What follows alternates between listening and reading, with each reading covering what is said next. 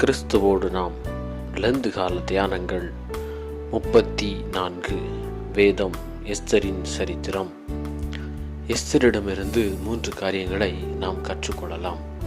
முதலாவதாக, எஸ்தர் தன் தகப்பனுக்கு கீழ்ப்படிந்து அவரை கனம்படுத்தினாள்.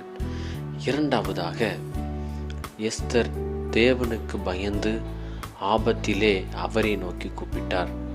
மூன்றாவதாக, தேவனுக்காக தனக்கு லாபமாயிருந்தவற்றை நஷ்டமென்று கருதினாள். தியானம்.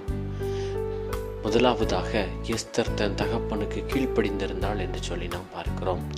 ஆம், மொர்தெகாய் தனக்கு கற்பித்த எல்லா காரியங்களையும் எஸ்தர் கீழ்ப்படிந்து நடந்தாள்.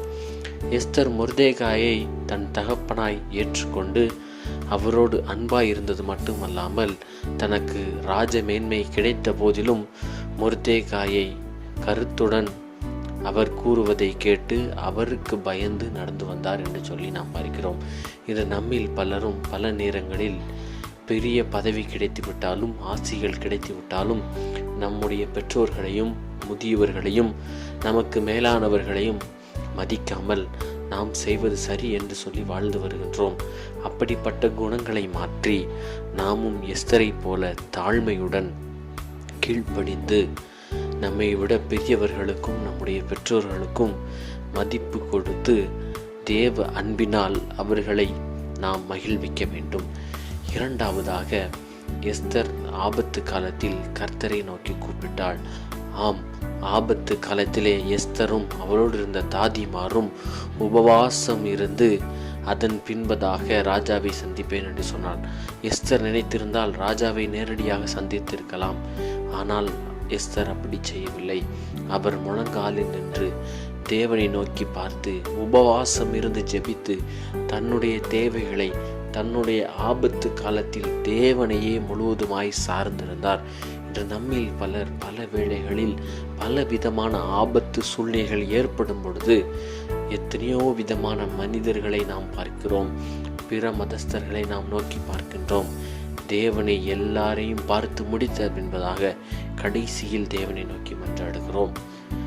அப்படி அல்ல, நாம் தேவனுக்கே முக்கியத்துவம் கொடுத்து ஆபத்து வேளையில் மட்டுமல்லாமல் எல்லா வேளைகளும், காலை மாலை இரவு நேரம், எல்லா வேளைகளிலும் தேவனுக்கு முக்கியத்துவம் கொடுத்து அவரை நோக்கி கூப்பிடும் பொழுது நமக்கு செவி கொடுத்து நமக்கு உதவி செய்வதற்கு நம் ஆண்டவர் வல்லவராயிருக்கிறார். மூன்றாவதாக, தனக்கு கிடைத்திருந்த ராஜ மேன்மையை துறப்பதற்கும் தயாராக மரிப்பதற்கும் தன்னை ஒப்பு கொடுத்தார். ஆம், நான் செத்தாலும் சாகிறேன் என்று சொல்லி தேவனுக்காக வைராக்கியம் கொண்டு துணிந்து அந்த காரியத்தை நிறைவேற்றினார். இன்று நாமும் நம் ஆண்டவர் இயேசு கிறிஸ்துவுக்காக வைராக்கியம் கொண்டு அவருடைய வேலைகளை துணிந்து செய்வோம். நாம் அவருக்காக நாம் என்ன வேலை செய்து கொண்டிருக்கிறோம் என்று சொல்லி யோசித்து பார்ப்போம். நம்முடைய வைராக்கியம் எப்படிப்பட்டதாக இருக்கிறது? பயந்து கொண்டிருக்கிறோமா? தேவனுக்காய் துணிந்து ஊழியம் செய்கிறோமா? அவருடைய நாமத்தை நம்முடைய வாழ்விலே காட்டுகின்றோமா? அல்லது இன்னும் மனுஷரை நாடி அவர்களை பிரியப்படுத்தி அவர்களுக்காக வாழ்கிறோமா? யோசிப்போம். ஜெபம். எங்கள் அன்பின் பரலோக பிதாவே, இந்த நாளிலும் எஸ்தரிடமிருந்து கற்றுக்கொண்ட காரியங்களின்படி நாங்கள் உமக்கு பிரியமானவர்களாய் வாழ்ந்து எங்கள் முதியவர்களுக்கு கீழ்ப்படிந்து நடப்பதற்கு எங்களுக்கு கிருபை செய்யும். உமக்கு கீழ்ப்படிந்து உமக்குள் கீழ்ப்படிந்து வாழ்வதற்கு எங்களுக்கு அனுக்கிரகம் செய்யும். எங்களுடைய மேட்டி மகளை மாற்றி போடும் என்று சொல்லி நாங்கள் கெஞ்சுகிறோம். மேலும் எங்களிடம் நேரிடும் ஆபத்து காலத்தில் உம்மை நோக்கி கூப்பிட்டு உமக்காக வைராக்கியம் கொண்டு வாழ்வதற்கு எங்களை அர்ப்பணிக்கிறோம்.